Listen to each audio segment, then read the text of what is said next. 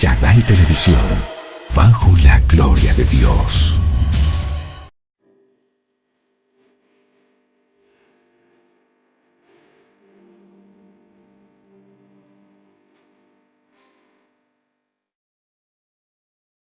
Para el día de hoy tenemos una conferencia bastante profunda y poderosa.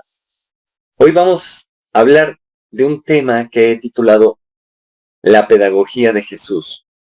Y a través de esto nos vamos a adentrar dentro de los procesos neuropedagógicos que Jesús utilizó.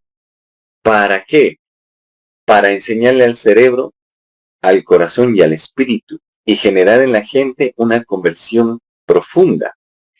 Entonces, quiero que veamos este tema, pues este tema va a ser una lectura teológica, neurocientífica, psicológica y pedagógica del maestro de maestros. ¿Quién es? Jesús. Y entonces, arranquemos iniciando con esta tesis central. Jesús no solamente comunicaba información religiosa, diseñaba experiencias de transformación cognitiva, efectiva y conductual que hoy encuentra explicación en la neurociencia, la psicología del aprendizaje, la medicina del comportamiento y la pedagogía contemporánea. Cuando leemos los evangelios desde la perspectiva, descubrimos alguna cosa extraordinaria. ¿Y esta cuál es? Que Jesús no actuaba únicamente como profeta, no actuaba únicamente como líder espiritual, actuaba como un formador integral del ser humano. Ojo aquí, es que esto trasciende aún la ciencia, la medicina, la educación, las bases de cualquier sociedad. Entonces nosotros debemos entender que su pedagogía seguía una secuencia precisa: comprender, sentir, actuar, transformarse.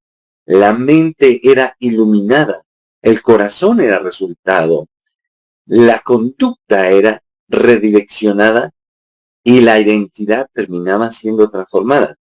Que si hablamos desde el punto de vista de la neurociencia, estamos hablando de que tocaba el lóbulo frontal o prefrontal e incluso la amígdala y el hipocampo, y generaba unas transformaciones que aún hasta sanidades lograba.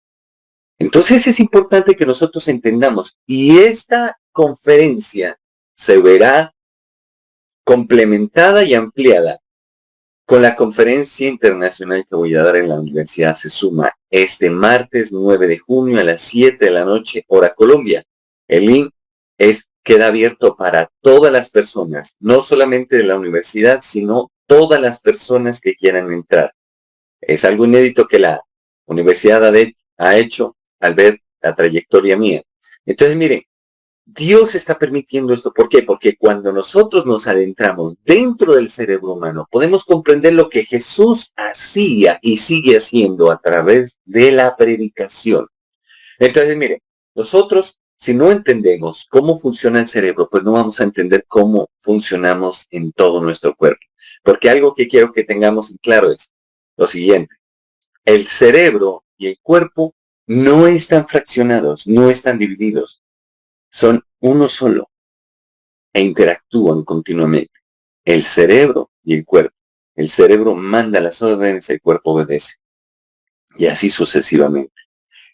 A través de la función multisensorial, o sea, todos los sentidos están mandando continuamente estímulos e información al cerebro, y el cerebro está respondiendo los más importantes. Pero en la actualidad nos damos cuenta que hay mucha fragmentación, que hay mucha falta de identidad, que hay muchas cosas que se están manifestando y que la gente no está entendiendo por no comprender el cerebro. Entonces, mire cómo es esto de tremendo, porque esta conferencia nos ayudará a descubrir cómo la enseñanza de Jesús transforma el entendimiento, la conexión para restaurarnos y finalmente una aplicación que nos lleva a trascender. Porque vamos a aprender cómo Jesús usaba estrategias que hoy la neurociencia confirma: historias, emociones y experiencias que dejan huella en el cerebro. También descubriremos cómo sus enseñanzas no solo informaban la mente, sino que también sanaban el corazón y transformaban la relación entre el ser humano y Dios.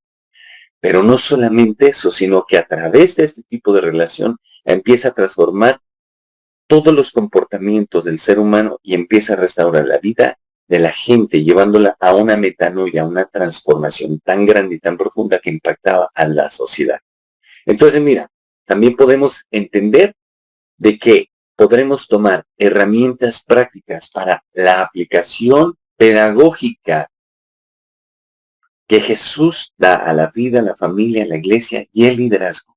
Entonces nosotros debemos entender que Jesús no solamente se quedaba en discursos, Jesús iba a la transformación. Continuemos. Miren, vamos a ver 4 puntos que nos van a permitir entender a profundidad. El primer punto, ¿cómo lograba Jesús que las personas entendieran? Esto es vital, esto es importantísimo. Por favor, revisen la imagen. Aquí está la persona. Aquí dentro de la persona está el cerebro. E inmediatamente vemos a Jesús compartiendo su palabra. Ojo aquí. Jesús, a nivel teológico, es el logos, la palabra de Dios. O sea, el lenguaje divino hecho carne. Pero está utilizando la palabra. ¿Qué diferencia hay entre la palabra y el logos? La palabra es, en este caso, el lenguaje humano. Y el logos es el lenguaje divino. Entonces Dios envía a su Hijo en carne y hueso para hablarnos con el lenguaje del cielo a través del lenguaje humano. Miren lo tremendo. Pero usted dirá, no, pero bueno, sí, un poco enredado, pero bueno, listo. Pero si usted y yo, para que nadie se ofenda, comprendiéramos a profundidad los procesos del cerebro, nos daríamos cuenta que lo que hizo Dios fue algo extraordinariamente difícil, extraordinariamente poderoso, y es tan grande el asunto que logra la transformación en las personas de una manera que no lo ha logrado la medicina, que no lo ha logrado la neurociencia, que no lo ha logrado los medicamentos, que no lo ha logrado nada ni nadie. Estamos hablando de que nos reconecta con las 5 dimensiones del ser humano. Ya las he explicado. Pero aquel que quiera saber cuáles son esas 5 dimensiones, le invito a que se conecte el martes a las 7 de la noche, porque vamos a ver cómo el cerebro se conecta a esas dimensiones y vamos a ver dimensión por dimensión. Si quiere un adelanto, puede buscar predicaciones antiguas, como por ejemplo, en el canal nuestro, en YouTube, Shaddai Ministerio Profético, y entonces buscas algo que se llama Restaurando el Diseño Divino. Ahí te hablo completamente de todo esto. Ahora, Jesús no comenzó enseñando doctrinas complejas. Nosotros debemos entender que si observamos los evangelios, descubriremos un patrón constante. ¿Cuál era ese patrón que utilizaba Jesucristo? Jesús jamás comenzó transformando conductas, tampoco transformando emociones. Primero transformaba la comprensión, porque nadie puede cambiar aquello que todavía no comprende. Por eso es que a Jesús le decían rabí, que significa maestro, y dentro de la jerga o la cultura hebrea, ¿qué significaba esta palabra? No solamente aquel que enseñaba una doctrina, algo, no, sino que aquel que con sus hechos enseñaba todo el tiempo. Y ojo aquí, es de grandes maestros que aún después de muertos sigan enseñando. Y Jesús tuvo que morir. Y Él nos enseñó y nos sigue enseñando todo el tiempo. Entonces, la verdadera transformación humana comienza cuando la realidad es reinterpretada. Lo que el Señor viene es a reinterpretar nuestra estructura y reorganizar, generar una nueva estructuración o reestructuración cognitiva sináptica en nuestro ser, en nuestro cerebro. ¿Para qué? Para que empiece a generarse un proceso de neuroplasticidad en el cual el cerebro se adapta El cerebro cambia, transforma y aún hasta la forma de pensar, de sentir y aún hasta la forma de vivir empieza a cambiar en nosotros. El que tiene oídos para oír, oiga. Esas eran las palabras de nuestro Señor Jesucristo. No estaba hablando de la capacidad auditiva, estaba hablando de comprensión. Si usted no logra comprender algo, ¿cómo lo puede ejercer? ¿Cómo lo puede aplicar? Es imposible. Pero entonces ahí es donde vienen tres subpuntos que nos van a ayudar mucho. Jesús enseñaba desde lo conocido. Jesús enseñaba mediante significado. Y Jesús enseñaba mediante narrativas. En la primera, cuando Jesús enseña desde lo conocido, utilizaba semillas, redes, monedas, piñas, situaciones diarias. ¿Por qué? Porque Jesús estaba haciendo algo que dentro de la educación hablamos de la metodología constructivista. Jesús partía del conocimiento previo de la gente y entonces generaba un círculo hermenéutico. A ella nos estamos yendo a la teología, pero espéreme, le voy explicando poco a poco. Primero, la metodología constructivista, como les decía, es una de las metodologías más fuertes de la educación y de las que mayores resultados tiene. ¿Por qué? Porque toman tus preconceptos, que ya vienes desde niño y demás, con esos preconceptos, preimágenes y demás, y entonces empieza a llevarte a una tensión, a una confrontación, y empieza a derribar las estructuras viejas para implantar conocimiento nuevo.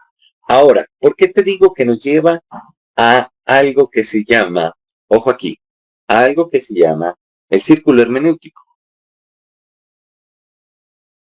¿Qué es lo que acontece? Que precisamente el círculo hermenéutico se caracteriza por esto. El círculo hermenéutico te coge con unos conceptos previos, te lleva al texto, ojo, te lleva al texto y empieza a confrontarte, empieza a generar una tensión entre el conocimiento que tenías y el conocimiento que está generándose. Entonces, ¿qué es lo que pasa? Que llega, empieza esa tensión y entonces, ¿qué acontece? Apenas empieza esa tensión, empieza a confrontar todo lo que para ti era verdad y realidad en ese momento y empieza a desmoronarlos con argumentos sólidos. Y entonces luego te lleva al contexto. Ojo, retrocedemos 3 doritos atrás, como dice. Primero, tú con tus conocimientos, juicios y prejuicios. Segundo, tú te acercas al texto. En ese texto empieza a haber una tensión entre lo que tú crees, entre lo que tú piensas y entre lo que el texto te está hablando y te está diciendo y está confrontando. Luego te lleva al contexto. Entonces te vas dando cuenta que a través del texto y del contexto, tus prejuicios, juicios y conceptos se empiezan a derribar. Y finalmente vuelve y nos lleva al texto para construir nuevamente conceptos nuevos. Entonces ahí la gente empieza a ser transformada. Por eso Jesús le hablaba, ojo aquí, Jesús le hablaba a la gente con las cosas del diario de vivir. Entonces, ¿qué hacía? Que el cerebro comprenda mejor cuando conecta lo nuevo con lo familiar. ¿Por qué? Porque Jesús utilizaba y sabía, y sigue sabiendo, que como buen neuropedagogo, como buen neurocientífico, como buen Dios, sabía la esencia del ser humano. Y sabía que si quería que la gente aprendiera y fuera un aprendizaje significativo, o sea, para toda la vida, que tocara el hipocampo para que la gente aprendiera y resignificara, entonces tenía que generar un vínculo con el sistema límbico, con el sistema emocional. Entonces empezaba a explicar a la gente y entonces empieza todo ese proceso. Y al hacerlo así, la gente empezaba a comprender, empezaba a meditar, empezaba a reflexionar. Le hablaba a gente que no era leída, gente del vulgo, gente que todos los días tenía que luchar por sobrevivir. Como también le habló a gente importante, gente trascendente, gente que, mejor dicho, era demasiado intelectual. Ejemplos hay muchos. Encontramos, por ejemplo, el caso del apóstol Pablo. Usted dirá, pero es que en ese tiempo Jesús no estaba. Sí, no estaba vivo físicamente, pero cuando Pablo, siendo Saulo de Tarso, fue a perseguir a Tarso, eh, a estas comunidades cristianas, el Señor lo toma del caballo. Y Pablo le dice, siendo Saulo, le dice, ¿quién eres, Señor? Y le dijo, Jesús, al que tú persigues. Y entonces ahí empezó a confrontarlo porque Saulo pensaba que estaba agradando a Dios. ¿Por qué? Porque estaba persiguiendo a la iglesia. Eso es algo que la gente no se ha dado cuenta dentro de la lectura, que no le presta atención, porque lastimosamente en la actualidad, a raíz de todo lo que están haciendo las pantallas y demás, en nosotros estamos perdiendo la capacidad intelectual. Entonces, mire, si usted quiere saber todo esto y un poco más de esta información, la va a encontrar dentro de la conferencia. Es algo muy poderoso, cosa que los espero el martes. Entonces, mire cómo es esto de tremendo. Ahora, después de que Jesús nos hablaba de las cosas cotidianas, ojo aquí, después de que Jesús empezó a hablar desde un lenguaje cotidiano, familiar, social, sociocultural, político, religioso, pues sencillo, que generaba, nos transmitía datos que transformaban interpretaciones, cambiaba la forma de ver la realidad. ¿Por qué? Porque empezaba a llevarlo a uno a la lógica. Y usted dirá, pero ¿cómo eso es imposible? Claro que nos llevaba a la lógica y se lo voy a demostrar. Escuche bien. Mire, todos en el tiempo de Jesús, todos los grupos estaban requete secretarios. Los unos, como los fariseos, solamente cuidaban las costumbres. No se podía hacer milagros el día del Shabbat, el sábado. No se podía hacer nada. ¿Cuántos milagros hizo Jesús en el Shabbat? Está el paralítico. Mejor dicho, está un resto de milagros. Aquel paralítico de Betesda. ¿Qué era más importante? ¿El Shabbat? ¿El descanso? ¿El estar supuestamente dedicado a Dios? ¿O hacer el bien en el nombre del Señor a una persona que llevaba más de 34 años en situación de discapacidad? Estaba cuadrapléjico. Y entonces llegó el Señor y se le acerca. Mire cómo es esto de tremendo. Se le acerca a este hombre, va al estanco de Betesda. Habían 3 estancos, según lo que narran los historiadores y demás, y los estudiosos. Y entonces Jesús, eso estaba lleno de enfermos, pero se le acerca nomás a uno, no a todos. Y entonces le dice, ¿quieres ser sano? Y este hombre le dice, pues, o sea, claro, pero es que no puedo porque no tengo quien me lleve al agua cuando el ángel toca el agua. Y eso es lo que le pasa a la gente, que le meten en la idea, mire cómo nos rompe los conceptos el Señor. Le meten en la idea que el pastor tiene que tocarlo, que usted tiene que estar en una iglesia, que usted tiene que echarse agua bendita, que tiene que echarse aceite, que tiene que echarse sal, que ni sé qué, que ni sé cuántas. No, Jesús se le acercó y le dijo, ¿quieres ser sano? Entonces lo que tenemos que enseñarle a la gente es que no ponga su mirada ni en ministerios, ni en hombres, sean pastores, apóstoles, profetas, lo que sea. No más. Saquemos a la gente de la idolatría. Los púlpitos están generando idolatría. Porque entonces la gente empieza a ver al hombre y le ve las fallas y se cae de la fe.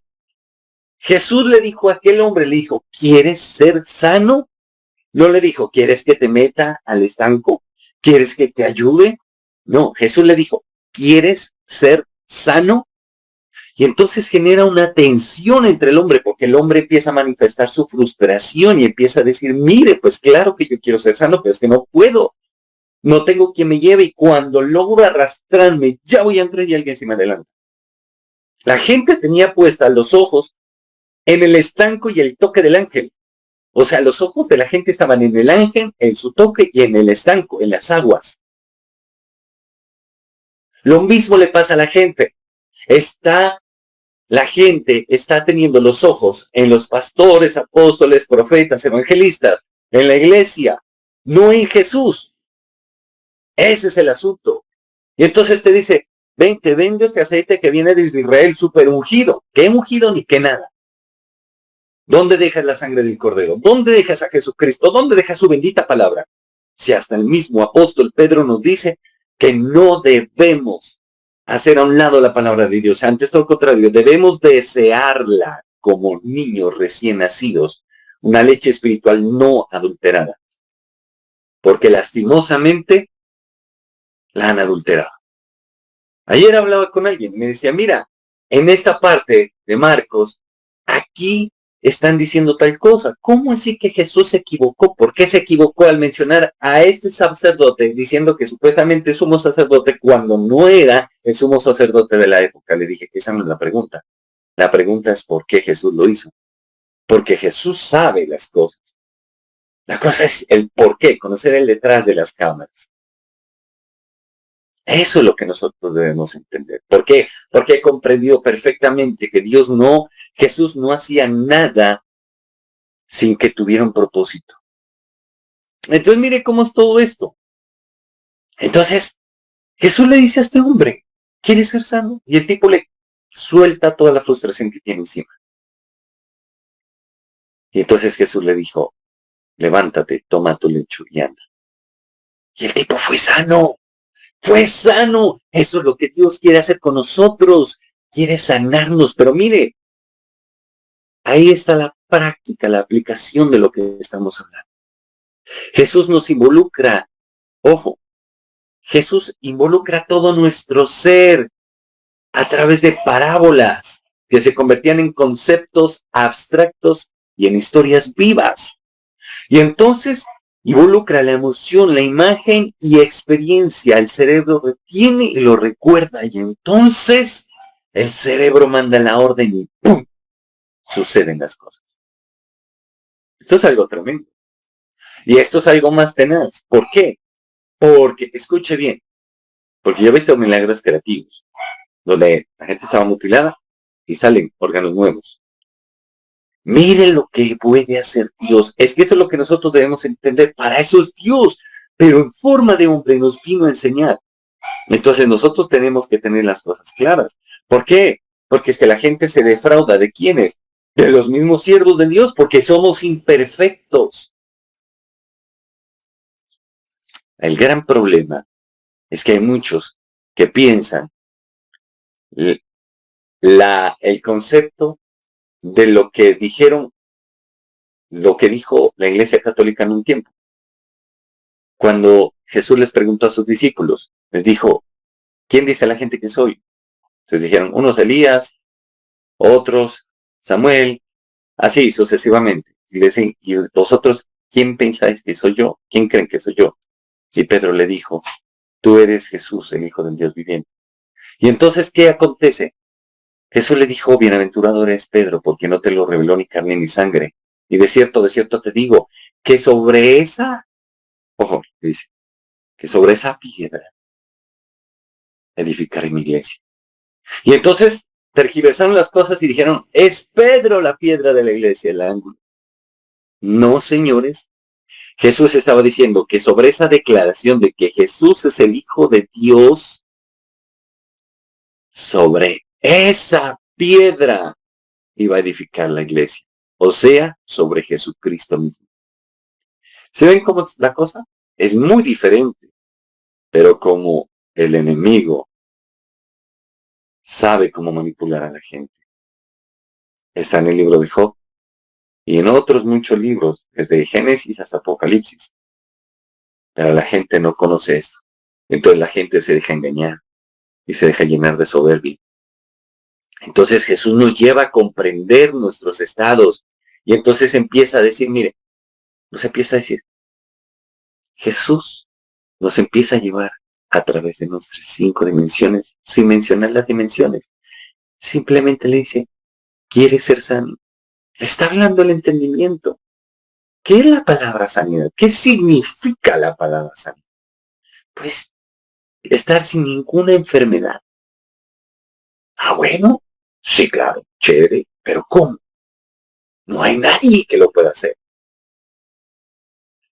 Una de las personas que sí entendió esto Fue la mujer del flujo. Ya había visitado médicos. Había tomado todo lo que quisieras. Menjurjes y demás. Yo creo que hasta brujos y brujas debieron verla. Nada ni nadie la sanaba. La fortuna de ella se la consumieron todos ellos. Y esta mujer dijo, si solo toco el manto de este man, me curo. Entonces, mire cómo es esto.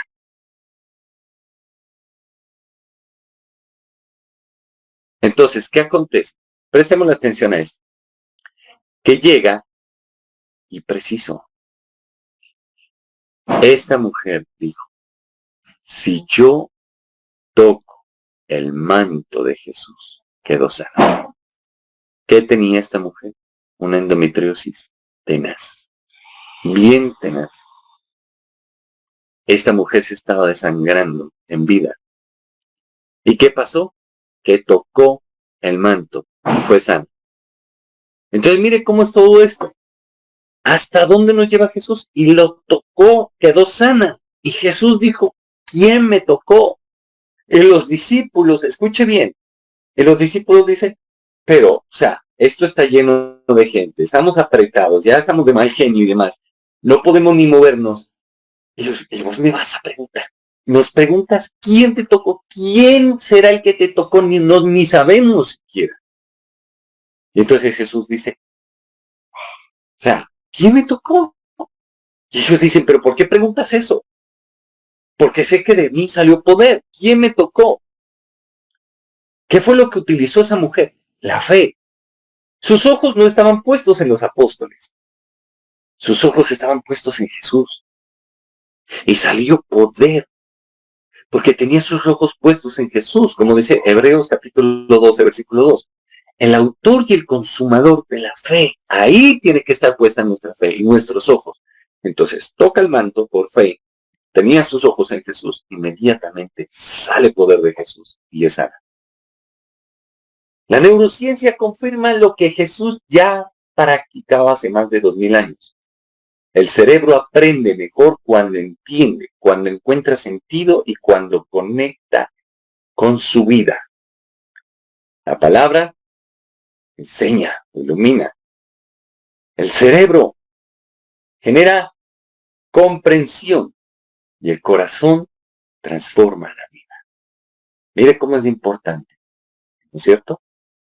Cuando nosotros comprendemos de una manera profunda, genera un cambio en la mente y en el corazón. Por eso desde Génesis nos habla acerca del árbol de la vida. ¿Quién es el árbol de la vida? Jesucristo. Nos involucra la emoción, la imagen, la experiencia. Y entonces nos lleva a la metanoia. ¿Cómo es de tremendo, no es cierto? Y mire que todo esto tiene un trasfondo pedagógico, neurocientífico, médico, psicológico, neuroteológico, en fin, tantas cosas. Porque literalmente lo que Dios nos lleva es un cambio de mente. Por eso dice, renovaos en el espíritu de vuestra mente, dice el apóstol Pablo. Cambio de percepción, cambio de comprensión. Y entonces empieza a decir, esfuérzate y sé valiente. Y encontramos, dentro de todo esto, encontramos autores. Dentro de la neurociencia contemporánea ha llegado a estas conclusiones que sorprendentemente son similares. Y vamos a ver a cierto tipo de autores que nos van a ayudar. Encontramos a Stanislas Dehaene, que explica que el cerebro aprende cuando logra integrar información nueva dentro de estructuras cognitivas previamente existentes. El cerebro no aprende acumulando datos. Antes, a la gente le enseñaban que el que era inteligente era el que tenía una memoria extraordinaria, y para nada, no tiene nada que ver. Aprender significa construir significado. Antonio Damasio y Mary Helen complementan esta visión mostrando que el aprendizaje significativo ocurre cuando la información adquiere relevancia para las personas. Ahora vamos a observar a Jesús. Él nunca empieza con conceptos abstractos, sino que habla con una sencillez tan fácil que le llega a la gente. Empieza a hablarles a aquellos que son agricultores, pescadores, ganaderos, y empieza a decirle, habla con semillas, habla con pescadores, habla de viñas, habla de redes, habla de caminos, habla de monedas, parte de lo que conocían para explicar lo desconocido, lo concreto que explicaba lo trascendente, lo cotidiano para explicar lo eterno.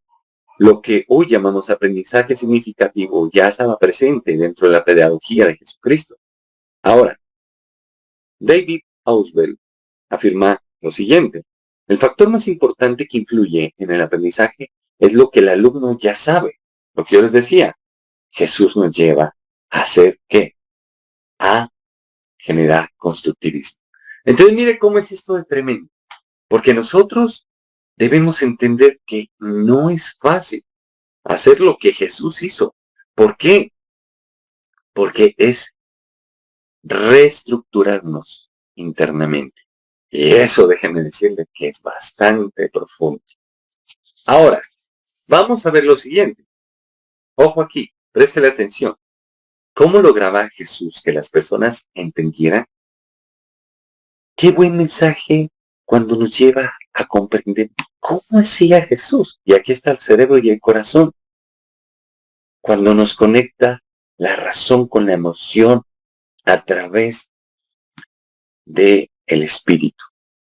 Jesús no solo enseñaba con palabras, nos tocaba el corazón. Por eso usted muchas veces asiste a una reunión y llega el Señor y empieza a tocarle y usted no para de llorar y no para de llorar y no para de llorar, pero entonces Jesús empieza a sanarte el alma, la mente, el corazón, empieza a quitarte raíces de amargura, frustración, incluso empieza a quitarte traumas. Y es que la neurociencia y la psicología confirman, las emociones son el puente hacia la transformación. El problema, ¿sabe cuál es? Que en la actualidad se utiliza el sistema límbico y las palabras emocionalmente para manipular a la gente, porque eso nos hace tomar decisiones rápidas. Y ahí es donde está mal, y Dios no viene a emocionarnos, Dios viene a transformarnos. Entonces, encontramos un Dios que es empático con nosotros, un Dios que es compasivo, que con su amor genera cercanía y confianza. Un Dios que nos acepta tal cual somos y empieza a restaurarnos la dignidad y a generarnos identidad. Un Dios que nos trae esperanza a través de su sacrificio, porque despierta la fe y el propósito. Entonces, nosotros debemos entender que el error de muchos sistemas educativos es pensar que la persona solamente no quiere aprender o quiere aprender. No. Pensar que las personas aprenden porque entienden, la neurociencia demuestra que no es cierto. Aprendemos aquello que nos importa. Recordamos aquellos que nos emociona. Conservamos aquello que toca nuestra identidad. Jesús comprendía perfectamente este principio. Por eso sus enseñanzas no eran solamente discursos, eran encuentros transformadores. Y es que esto debemos permitir dentro de la iglesia. Debemos permitir que la gente tenga un encuentro significativo con Jesús. Ejemplos hay muchos. Está la samaritana, está Zaqueo, acuérdense de Zaqueo, aquel recaudador de impuestos, que era peor que Marcos. Extorsionaba no solamente al pueblo de Israel, sino también a los soldados romanos. Era una lacra. Sin embargo, lo vino a cambiar y es lo que Dios hace. Bartimeo, aquel que estaba ciego, tuvo fe, le clamó, le dijo: Jesús, hijo de David, ten misericordia de mí. ¿Y qué hicieron los discípulos? Cállate, no molestes al maestro. Así somos muchas veces. Así encontramos a los siervos de Dios. Ay, no te que friega, hombre, que joda. Así se la pasan. O simplemente te la pasan diciendo: ay, desafío. No estamos en el canal Caracol ni en ninguna otra parte, entendamos. No se trata de emocionar a la gente. Pero ¿cuántos que he visto que se ponen ahora a hacer guerra espiritual, y ya ladran por ese micrófono y todo, y entonces, que el culto está ungido. No pasa nada. Aún lo he visto dentro de los mismos pastores que ya están cansados de esa vaina, no sirve para nada eso. Entendamos. Encontramos a la mujer sorprendida en el adulterio. La iban a lapidar. Jesús no la juzgó, la defendió, la ayudó. Esa mujer tuvo una conexión con Jesús inmediata, no solamente cognitiva, sabía que había hecho mal, sino también emocional. Dice, pero sin embargo, el único que me puede juzgar eres tú, y tú no lo estás haciendo, no. Yo te sigo. María Magdalena, Jesús antes de corregir, los dignificaba. Y esto sí que tenemos que aprenderlo nosotros. Qué difícil, ¿no? Al caído caerle. Cómo nos gusta, eso está dentro de nuestra naturaleza, de nuestra esencia como seres humanos. Pero qué difícil es poder tener esa comunión con Dios, poder tener esa comprensión con el Señor, poder llegar al punto tal de poder experimentar ese favor de Dios a nuestras vidas. Esto es algo pero tenaz. ¿Por qué? Porque cuando nosotros llegamos a ese punto, se cumple una palabra que en mi vida ha sido rema. Jesús dice, en su palabra dice lo siguiente. Dice, al que mucho, se le perdona mucho ama. Entonces imagínese, esto es tremendo, esto es poderoso. Entonces uno dice, carambas, ¿qué te das esto? Qué difícil. Mire, no sé ustedes, pero yo con tanto estudio me doy cuenta de que la gente, hay varios tipos de personas, pero hay una, usted no se ha dado cuenta que las personas que presentan mayor tipo de problemas y que generan mayor tipo de problemas a nivel social, son gente que quieren llamar la atención, gente que no le prestan una atención en su familia y demás, y que todo el tiempo quiere estar brillando, pero no por lo bueno, sino por lo malo. ¿No se ha dado cuenta de eso? Muchos de ellos viven pegados a las pantallas, anulando su prefrontal. El prefrontal sirve para tomar dominio propio sobre nosotros y controlar los impulsos animales que todos tenemos. Si hubiesen podido controlar esos impulsos, no estarían muchos en la cárcel, otros no estarían muertos, otros no estuvieran en bancarrota, pero no lo pudieron hacer, porque estamos haciendo todo para tener el prefrontal adormecido, bloqueado. Entonces, mire cómo es todo esto. Es de una profundidad que uno dice, wow, Dios, ¿en serio que te fajaste haciendo al ser humano? Si estudiamos el cerebro, pues quedamos maravillados. Si estudiamos el corazón, igualmente. Si vamos estudiando cada órgano del cuerpo del ser humano, nos vamos a quedar con la boca abierta. Y diríamos, wow, qué tremendo, ¿cómo lo hiciste, Señor? ¿Cómo fue que tiene tanta ciencia? Tiene tantas leyes físicas, químicas. ¿Cómo le hiciste? Es tremendo, ¿no es cierto? Entonces, Jesús conectaba antes de explicar, escuchaba, miraba, se acercaba. La conexión emocional abría el corazón para comprender la verdad. La psicología confirma, la seguridad emocional es la base del aprendizaje. Por eso dentro del proceso de enseñanza-aprendizaje es importante que el estudiante tenga una buena relación con sus padres intrafamiliar y también una buena relación dentro del entorno educativo, dentro del ecosistema educativo. Entonces, esto es tremendo. Entonces, mire, ¿qué es lo que pasa? Jesús despertaba las emociones que transformaban, utilizaba las historias. Suponga, en literatura podríamos decir, usaba la cuentería. Y no por eso lo estoy insultando. ¿A cuántos pacientes y estudiantes en situación de discapacidad con los que estoy trabajando rehabilitación, les empiezo a leer el texto y hago que cobre vida a las palabras o le hago cuentería y eso permite de que ellos puedan entrar dentro de ese mundo y el cerebro empieza a trabajar activando diferentes campos neuronales y empezando a recuperar la transformación dentro de su cerebro y entonces empiezan a recuperarse y empiezan a sanarse. Es que Jesús no hacía esto por accidente. No, no, no. Jesús sabía por qué lo hacía. Y esto tiene fundamento neurocientífico. Entre esos encontramos a Antonio Damasio. Es un autor contemporáneo bastante fuerte.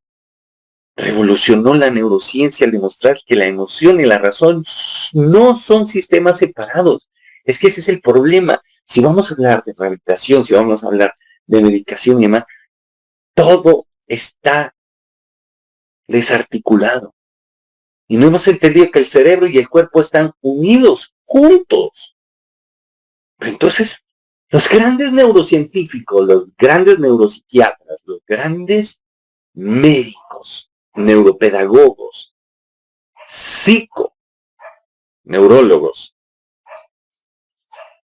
neuropsiquiatras y demás, están llegando a descubrir lo que Jesús ya sabía y Jesús aplicaba.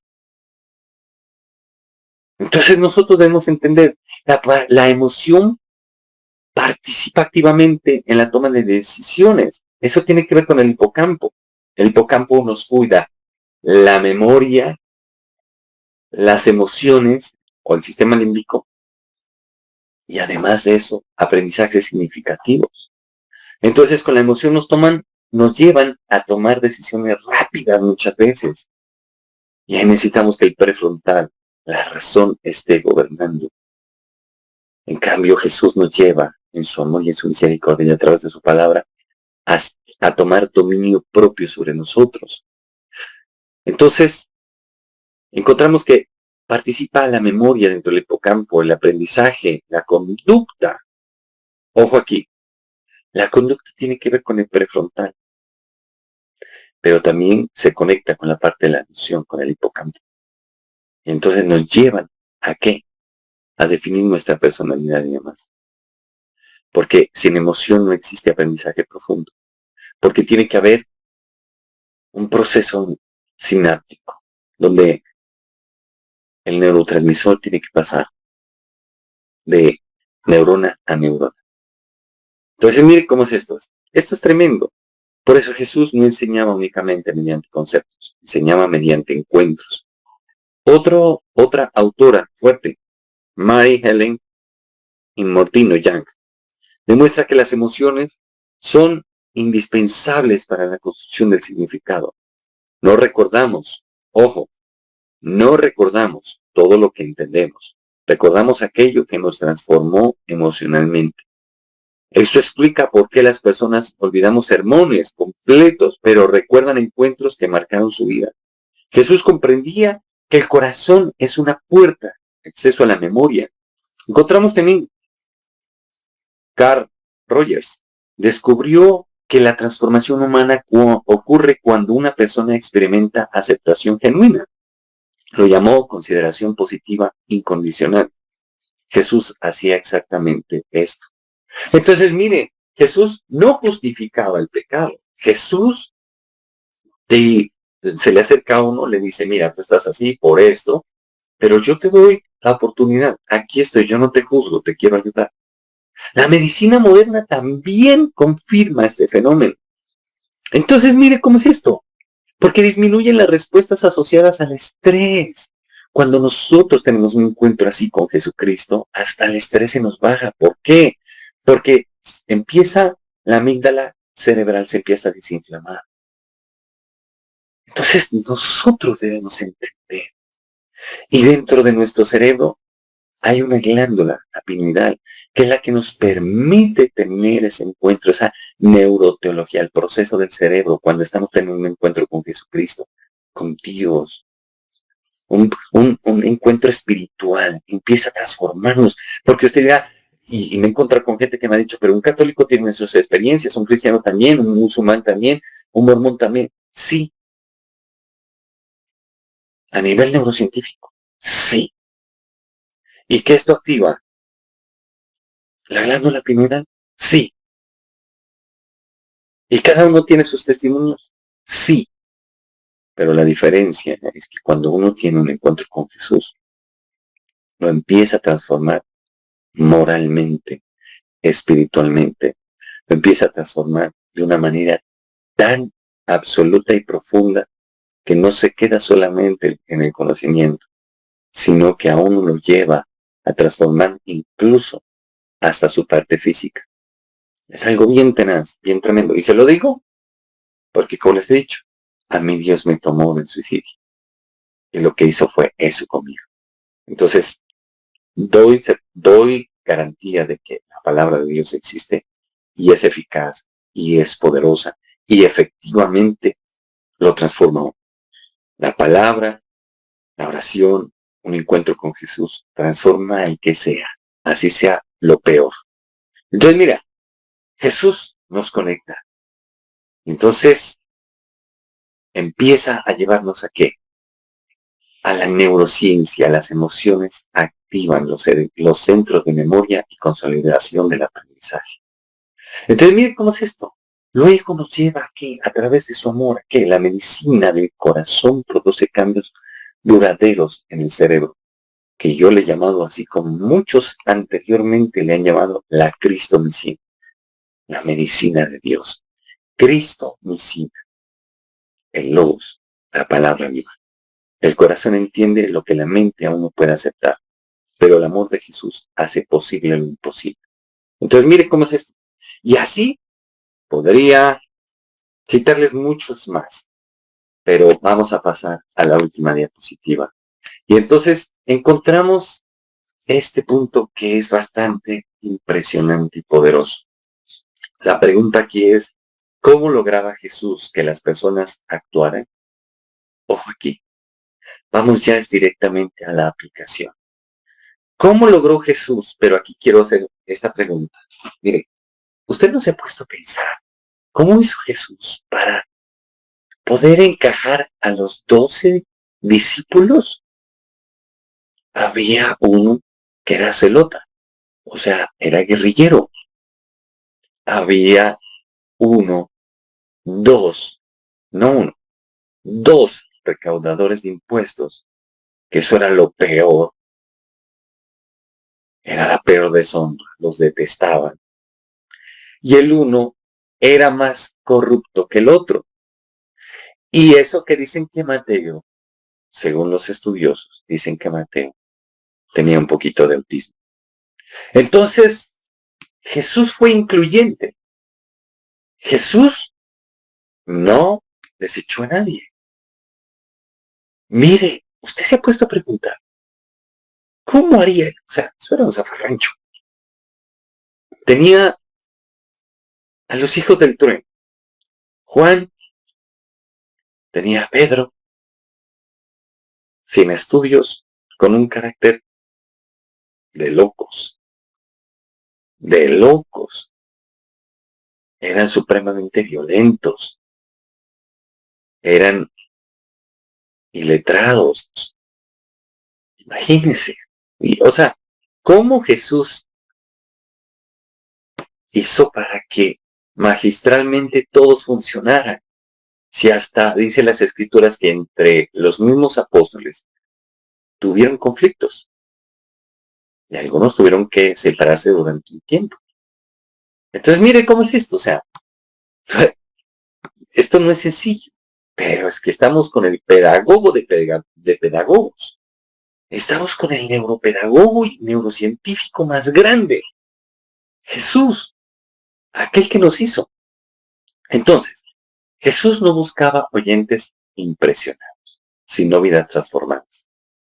Ahí la diferencia y el arduo trabajo que tuvo que hacer Jesús durante esos 3 años. Utilizaba experiencias, desafíos y ejemplos vivos para mover a las personas del entendimiento a la acción.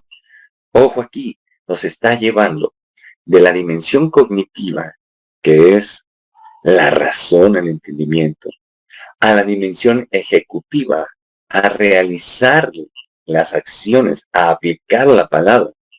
Por favor. O sea, el paso es grande, porque ya tuvo que atravesar varias dimensiones y créame que eso no es nada sencillo. Ahora, la neurociencia, la educación y la conducta humana confirman lo que se practica con intención se convierte en carácter. Mire cómo hizo Dios, es que es algo tan tremendo. Esto, ¿cuántos docentes no quisieran saberlo?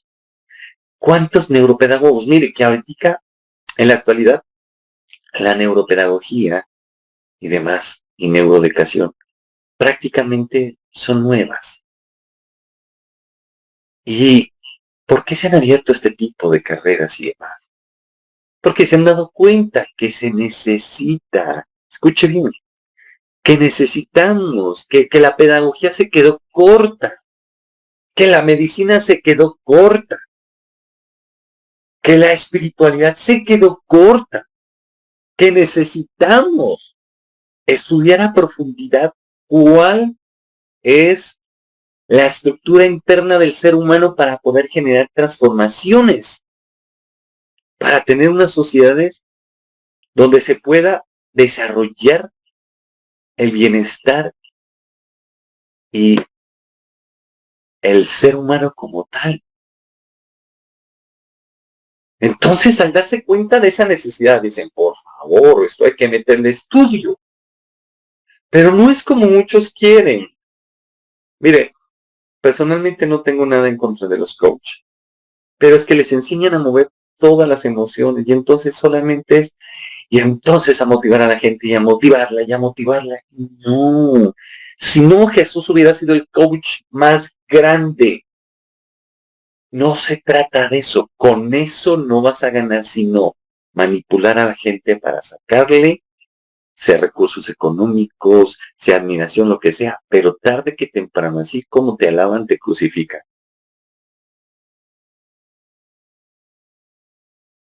Entonces, ¿qué mejor? Mire lo asertivo o lo acertado que fue Dios Padre al enviar a Jesucristo. Dice la Escritura que por Jesucristo fue hecho por Él y para Él todas las cosas. Pero escuche bien, Dios Padre le dice al Hijo, le dice, bueno, vas a tener que ir a la tierra y vas a tener que ir a morir en la cruz. Y es una muerte dolorosa. Estás dispuesto a sacrificarte, pero es que no encuentro uno mejor que vos. Porque es que vos los hiciste. Necesito que vayas y les hables, que le digas nuestro mensaje, que les hables. Y entonces Jesús dijo, listo, yo voy. Y Jesús tuvo que venir en carne y hueso.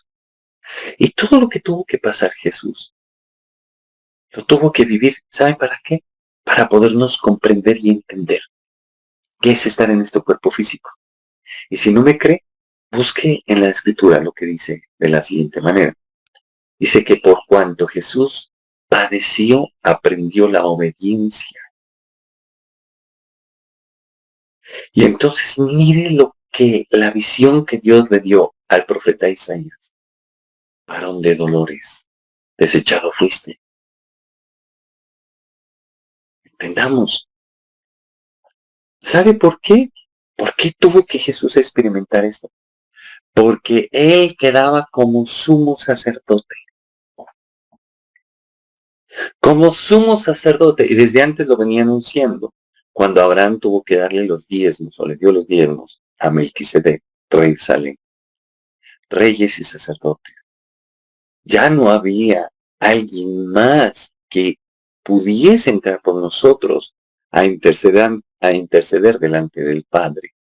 Solamente Jesucristo. Por eso cuando Jesús vino, dijo, yo soy el camino, la verdad y la vida, los nombres de los 3 velos del tabernáculo de Moisés. Y cuando murió Jesús se rasgó el velo de la vida. A través de Jesús tenemos entrada directa al Padre. Y Jesús es nuestro sumo sacerdote y nuestro intercesor delante del Padre. Así dicen las Escrituras. No es María. No es nada ni nadie diferente a Jesucristo. No es santo ni sé qué ni sé cuántas. No es nadie de ellos. Es Jesucristo. Así lo dice la Escritura. Entonces mire cómo es todo esto. Jesús tenía que padecer. Y entonces Jesús empieza a llevarnos por este camino pedagógico. Empieza con el discipulado. Y entonces no enseñaba a la multitud, formaba discípulos para la vida diaria. La práctica significativa que Jesús daba, cada enseñanza estaba diseñada para vivirse, no solo para escucharse. Los hábitos que transformaba, la repetición intencional crea nuevas conexiones neuronales y forma un nuevo carácter. ¿Por qué? Porque lo que les decía, generaba neuroplasticidad, reconfiguraciones sinápticas fuertes y entonces la persona empieza a cambiar. Generaba reprogramación neurolingüística, impacto que trasciende lo que se aplica, se convierte en testimonio que influye en otros.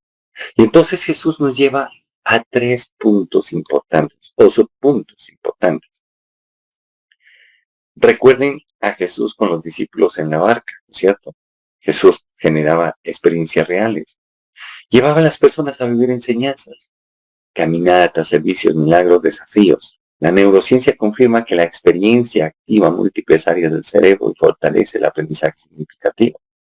Acuérdese cuando Jesús los acompañó y llegó caminando a la barca y estaban en una tormenta terrible.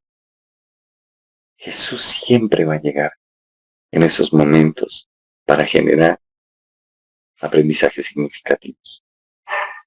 La segunda etapa, Jesús desafiaba decisiones conscientes, planteaba preguntas, confrontaba creencias y llamaba al compromiso, lo que yo le decía, el círculo hermenéutico. Entonces empieza a generar una tensión entre los conceptos y preconceptos. No dejaba a nadie en la zona de comodidad o confort que decimos. La psicología demuestra que la toma de decisiones conscientes consolida nuevos patrones de conducta. Y el último subpunto, Jesús acompañaba el proceso. Y eso es lo que no hemos entendido dentro de la iglesia. La iglesia, mire, la iglesia ha cometido tantos errores. Eso se ve en la eclesiología. Y le digo una cosa, se ha cometido tantos, pero tantos errores. Por eso es que la gente no quiere saber nada de iglesias, porque los dejan marcados, porque la iglesia abusó de la gente, de la fe. Y entonces eso fue lo que dañó el corazón de la gente.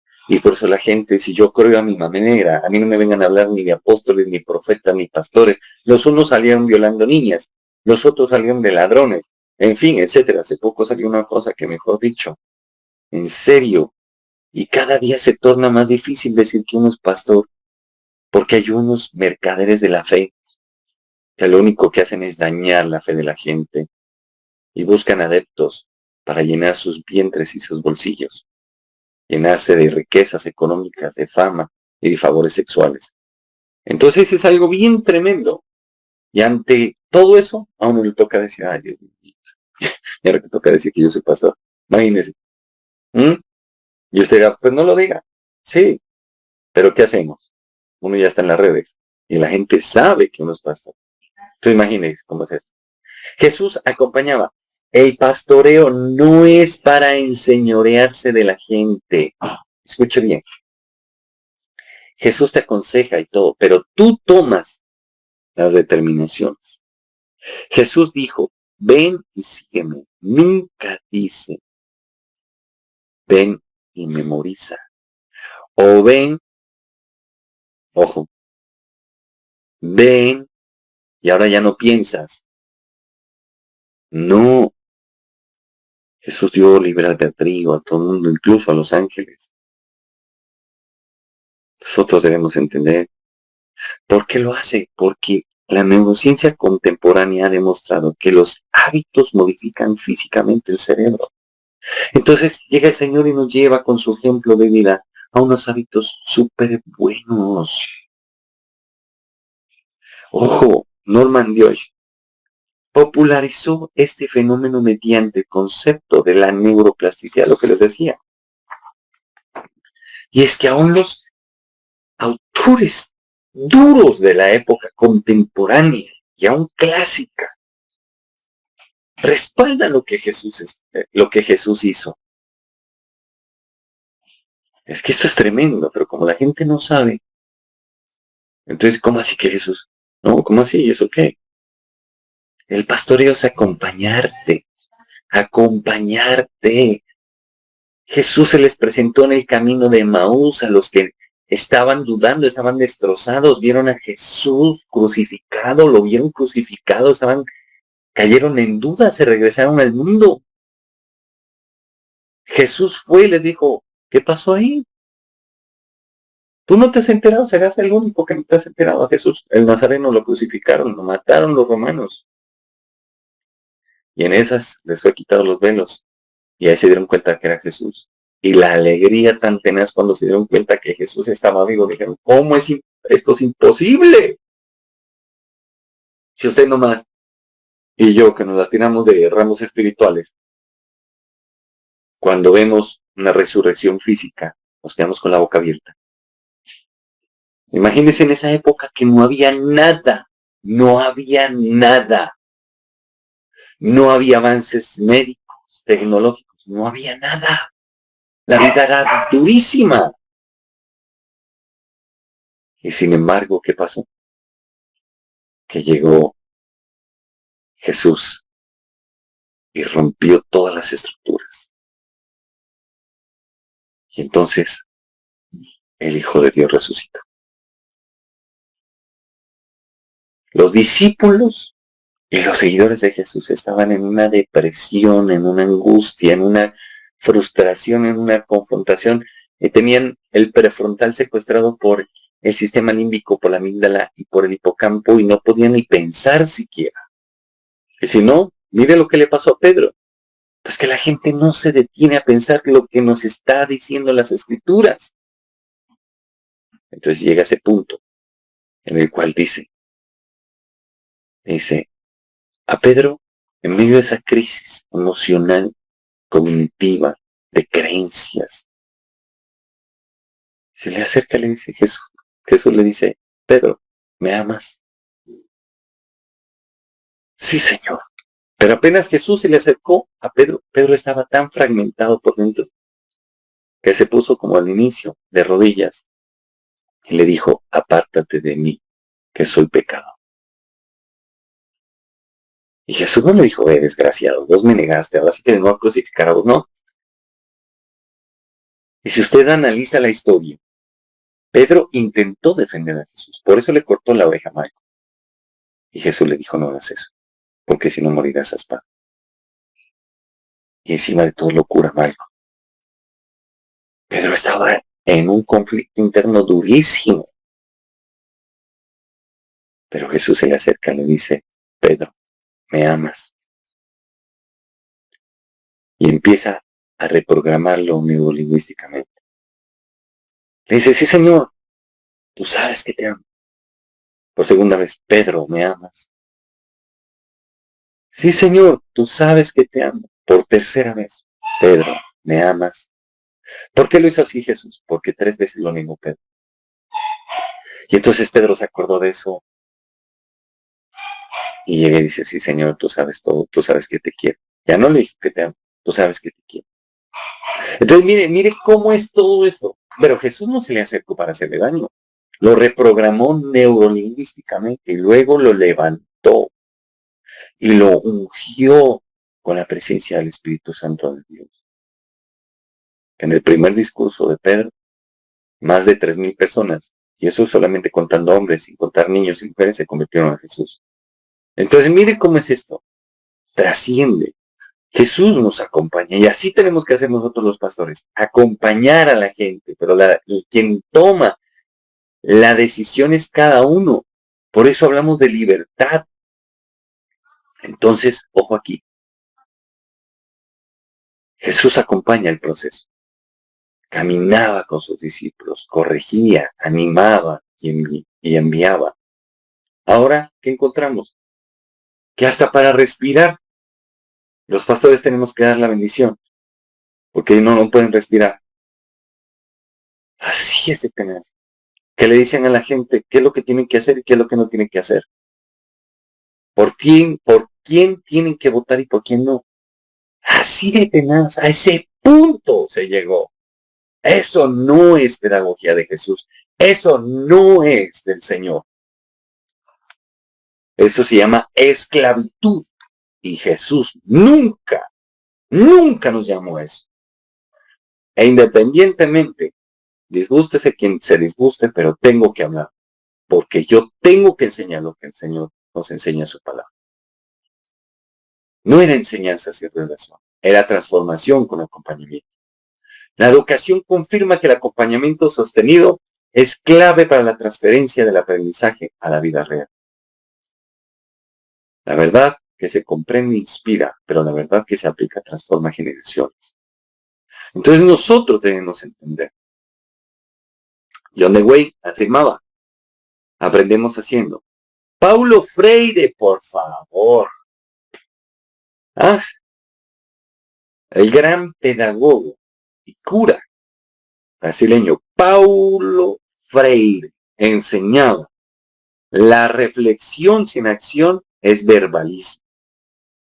Por favor, más claro de dónde. Se lo voy a decir así.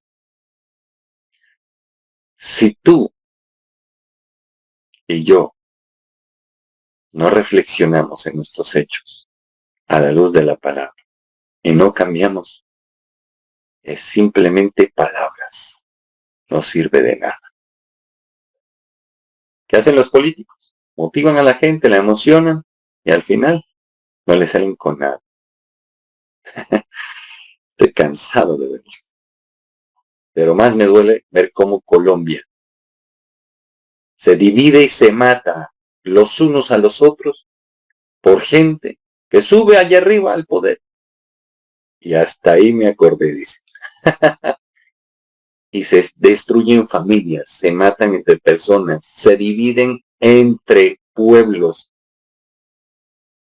Y revise la cédula de los muertos, decía Colombia. Revise la cédula de quienes lo mataron, dice Colombia. Revise cada estallido social, cada cosa que ha habido. ¿Quiénes ponen los muertos? El pueblo. ¿Quién pone la plata? El pueblo. ¿Quién pone todo? El pueblo. ¿Qué hicieron los políticos? Dividir para reinar y subir. Entonces yo les invito. En Cristo Jesús debe haber unidad. Unidad en el espíritu. Somos diferentes, pensamos diferentes, pero nos unimos en el Señor. Tenga las cosas claras. Sus ojos y los míos puestos en Jesucristo, autor y consumador de la fe. El pastoreo debe ser un acompañamiento, no una imposición. Y cada uno toma sus propias determinaciones en el Señor. Pues cada uno vivirá las consecuencias de sus decisiones. Si son buenas las decisiones, los resultados van a ser buenos. Si son malos, los resultados van a ser malos. Pero eso no significa de que tengamos que ponernos a dañar a alguien. Entonces, miren cómo es esto. Y yo hablo clarísimo. ¿Por qué? Porque las cosas son así. No se trata de coger a las personas y manipularlas. Cada uno ya es grandecito para tomar sus determinaciones. Cada uno debe tomar sus determinaciones. Jesús quiere el bienestar para cada uno de nosotros. Cosa que les invito. Vamos a orar. Vamos a pedirle a nuestro Dios que nos permita tener ese encuentro con Él. Ese encuentro que nos transforma, que nos lleva hacia su presencia. Y por favor, no nos dejemos manipular por nadie. Por nadie. Acerquémonos a la palabra de Dios y dejemos de que Dios nos lleve hacia su verdad. Vamos ahora. Papito Dios, en esta mañana quiero bendecirte, exaltarte. Quiero agradecerte por toda tu misericordia, por todo tu amor. Gracias por lo que haces en nuestras vidas. Perdónanos, Señor, porque todos pecamos. No hay nadie perfecto, Señor. Y hoy te venimos a pedir, por favor, permítenos tener ese encuentro contigo. Necesitamos ser transformados. Necesitamos ser llenos de tu presencia. Necesitamos estar en ti, Señor. Hoy yo te pido en esta hora, Señor, quita toda manipulación, quita todo lo que el enemigo y las personas han querido poner, Señor. Y permítenos conocerte y entenderte, porque esa es la verdad. Tú eres la verdad, Señor. Necesitamos acercarnos a ti para poder generar esos procesos de transformación dentro de nuestro ser, Señor. Perdónanos por todo pecado. Perdónanos, Señor. Yo te pido por todo aquel que esté desanimado, por todo aquel que esté confundido, Señor. Acércalo a ti, Señor. Acércalo a tu palabra. No permitas que el enemigo se lo gane.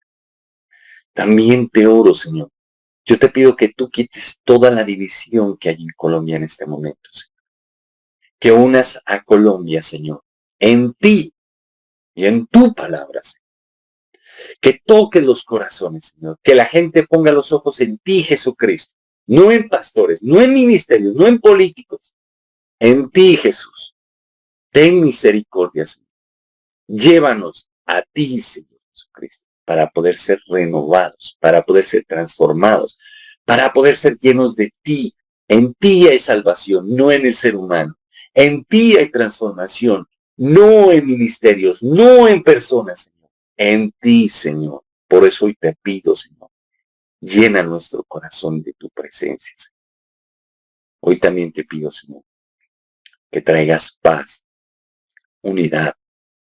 Acuérdate lo que pediste en Juan capítulo 17. Por favor, trae paz y unidad, Señor. Quita toda división, quita toda discordia. Señor, quita todo aquel que esté manipulando, Señor. Y realmente ven sobre nosotros, sobre Colombia. Colombia hoy más que nunca te necesita. Únenos como hermanos que somos de patria. Únenos como hermanos en la fe, Señor. Únenos, Señor, para la gloria y honra tuya, Señor. En el nombre de Jesús. Amén.